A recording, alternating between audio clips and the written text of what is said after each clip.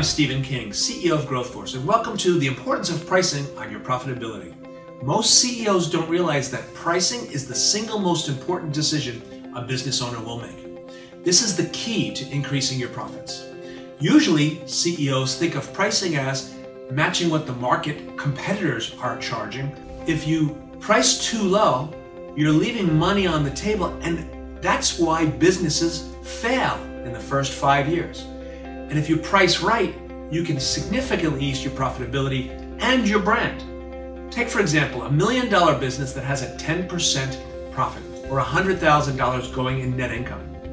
If you are able to increase your prices just by 10% and not lose any clients, you've now grown your profits, if expenses stay the same, from $100,000 to $200,000 or double. There are 3 primary options to setting your price. The first, and I think the most important, is value pricing. There's a lot that's written out there on value pricing, and I encourage you to go out and study it. But the fundamental concept is, what is the most that your customer will pay for your services? What is the value that they see? And you shouldn't depend on your spidey sense, your gut instinct to figure that out. The first thing you want to do is you want to get the data on all the value that you're offering. Capture the time. In a service business, you want to make sure that you understand all the value that's being offered, all the hidden costs, all the time leakages, and then be able to study what kind of return on investment do you provide to your clients. Do you help them increase their profits? Because if you do, it's worth more and people will pay more. The second is to target a gross profit percentage. Think of things in terms of percent of revenue, not just in absolute dollar amounts. In order to be able to do that, you need to know your fully loaded labor costs.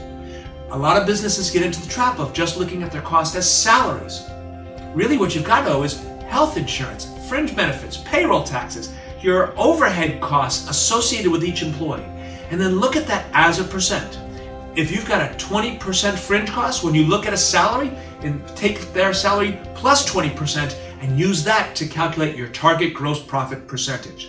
And then learn from the past. Study the last jobs to figure out what did it really cost you to do it, so you can do a better job pricing the next job.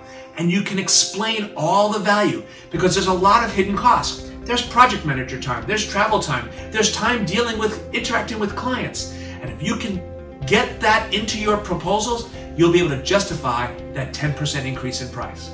And then the third and final option, which we do not recommend, is cost plus. But sometimes this is necessary, especially for government contractors.